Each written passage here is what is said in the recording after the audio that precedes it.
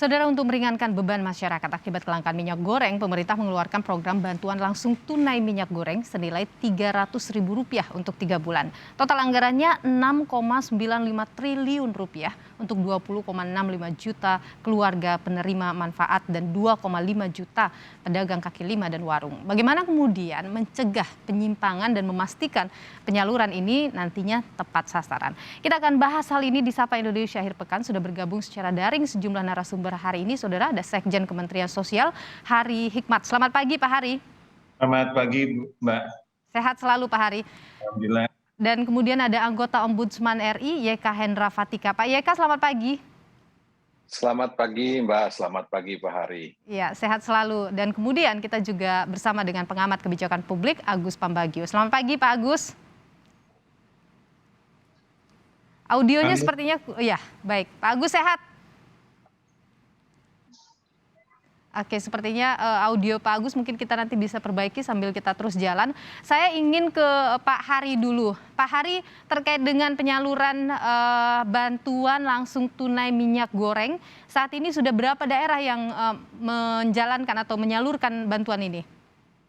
Jadi kami sampaikan bahwa untuk launching pertama telah dilaksanakan oleh Bapak Presiden tanggal 7 April kemarin di Jambi, ya, dan selanjutnya Kementerian Sosial sudah melakukan persiapan secara intensif dan saat ini yang sudah siap untuk disalurkan ada 1.070.901 itu sudah standing instruction ke pos sebagai penyalur dari bantuan langsung tunai. Kemudian dalam proses selebihnya 17,2 juta itu dalam posisi sudah terkirim dan sedang dicek melalui online monitoring sistem pembenahan akuntansi negara, anggaran negara. Jadi ada OnSwam, sebuah aplikasi yang didesain bersama antara Kementerian Keuangan dan Kementerian Sosial untuk mengecek kembali, melakukan verifikasi by sistem, by IT, bahwa data tersebut memang tidak mengandung kesalahan apapun, sehingga nanti penyalurannya bisa tepat sasaran sesuai dengan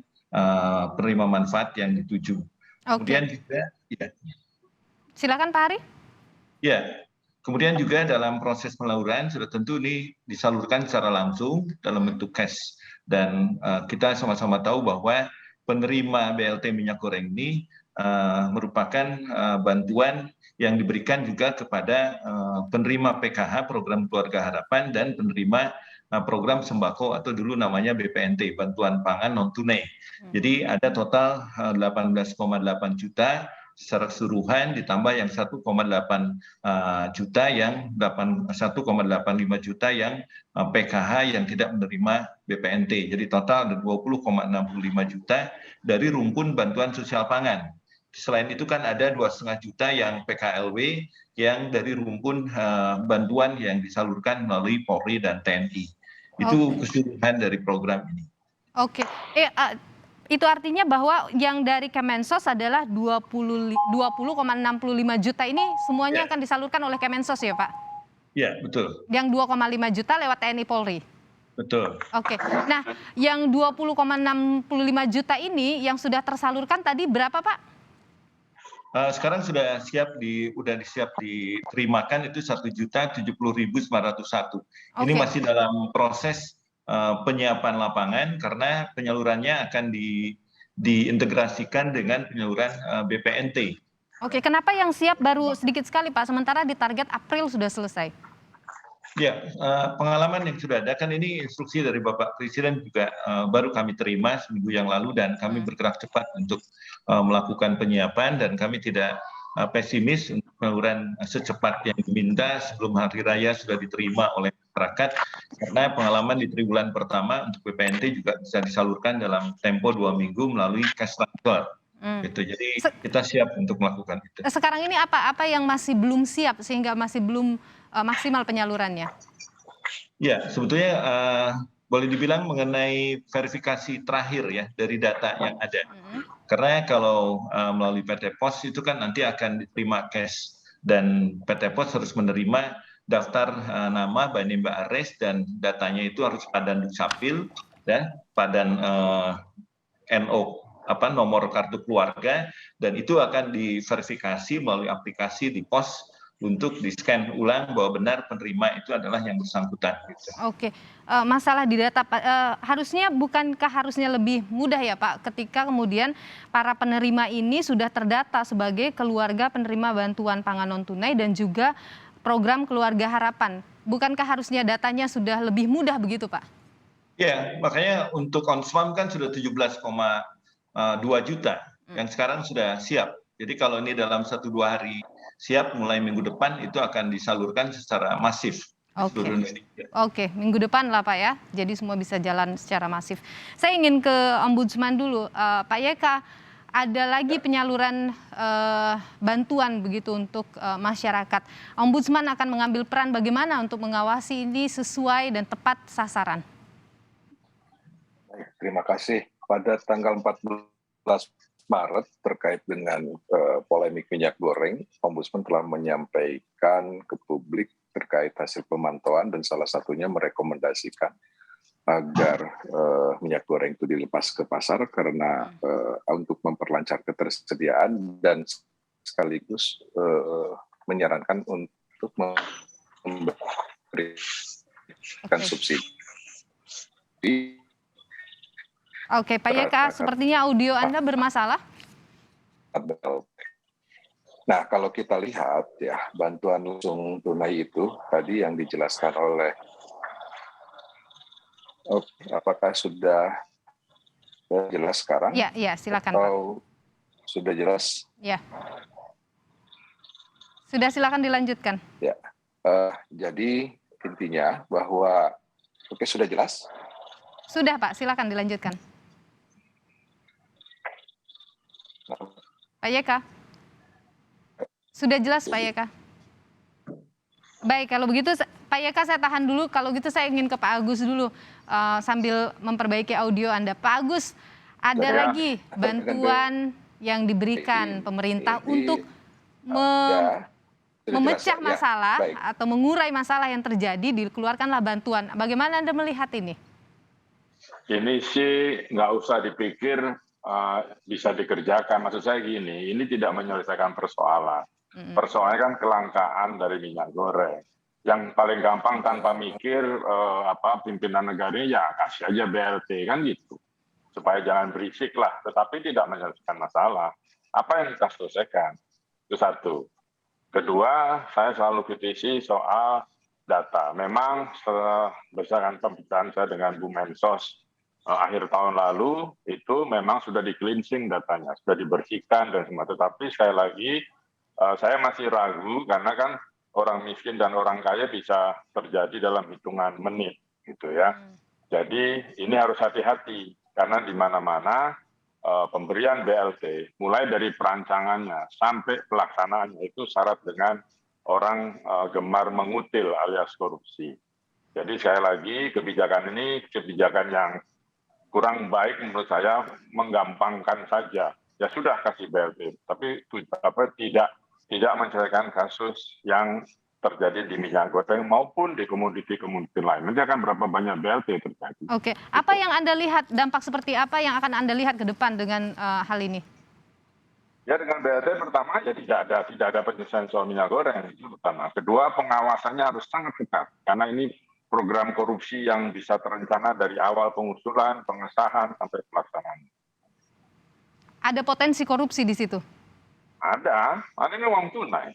Kan kalau pakai sistem IT tentu banyak hackers, tentu banyak orang pandai yang bisa mengakali. Sudahlah, kita sudah puluhan tahun memang sudah membaik karena data sudah di-cleansing oleh Bu Mensos. Tetapi sekali lagi pelaksanaannya akan rumit.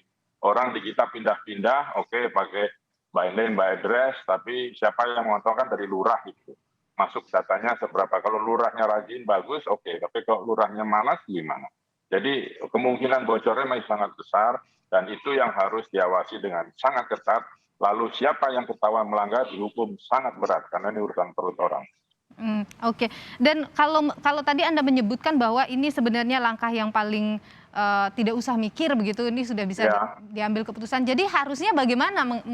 Selesaikan persoalannya minyak goreng kan pemerintah tidak bisa menyelesaikan ketika harga di luar tinggi. Harga di luar tinggi pertama. Kedua, pemerintah tidak menguasai suplai sawit. Hanya 4-5% sawit Indonesia dikuasai oleh negara BUMN.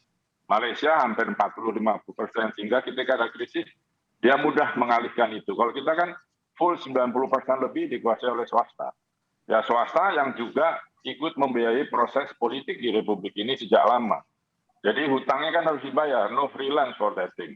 Oke, Anda melihat yang harus dibereskan. Anda melihat potensi bahwa BLT ini dikeluarkan untuk membiarkan nanti harga minyak goreng akan dibiarkan saja harganya melambung, ketersediaannya juga terbatas.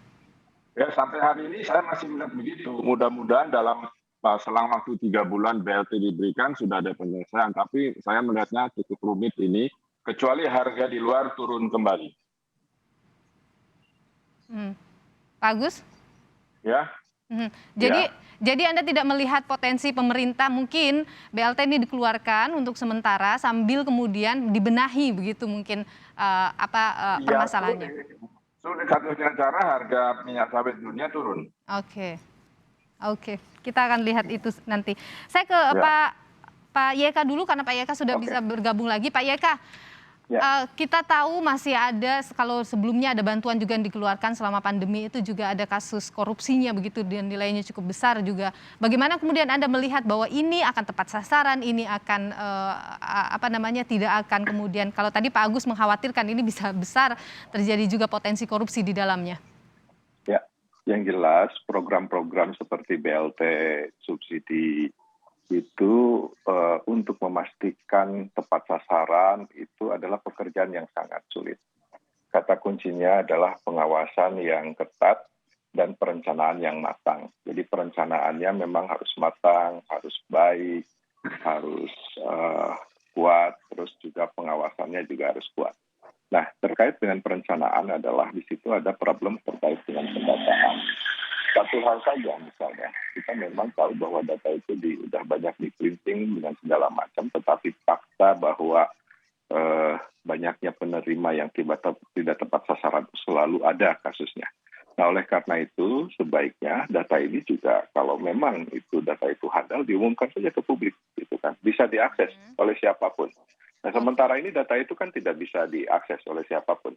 Nanti mungkin Pak Sekjen, Pak Hari bisa mengkoreksi kalau pernyataan saya salah.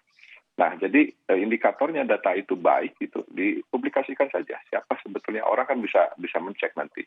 Ada peta gitu kan di Indonesia, kita lihat provinsinya, kabupatennya, kecamatan sampai rumahnya itu bisa terlihat nanti di situ. Pemanfaatan teknologi informasi melalui untuk membangun pengawasan yang kuat itu sebetulnya tidak memerlukan budget yang cukup mahal gitu kan. Tetapi kenapa ini tidak dilakukan? Nah, berarti kan sebetulnya mudah-mudahan ini yang tidak terjadi. Memang program-program seperti ini selalu ada menyisakan ruang abu-abu di mana akhirnya terjadilah hal-hal yang sifatnya tadi koruptif, manipulatif, dan lain sebagainya. Nah, ini tentunya yang harus diawasi. Oke, baik. Nah, terkait hal itu, nah khusus terkait minyak goreng, memang tadi disampaikan bahwa program ini merupakan implikasi dari belum berhasilnya pemerintah dalam menstabilkan harga minyak goreng, dan Ombudsman sudah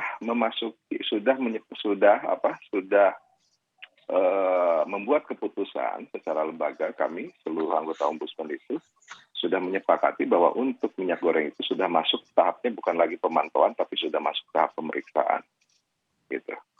Kepada para instansi-instansi terkait. Oke, baik. Transparansi ini penting dan tadi Ombudsman mengatakan bahwa mungkin ini bisa dibuka saja ke publik siapa-siapa penerimanya sehingga masyarakat juga tahu dan ini adalah bentuk transparansi kepada masyarakat terkait dengan penyaluran bantuan ini. Dan mungkinkah kemudian bisakah itu dilakukan oleh Kementerian Sosial? Pak Hari, nanti kita jawab usai jeda ya Bapak-bapak, kita jeda dulu sejenak.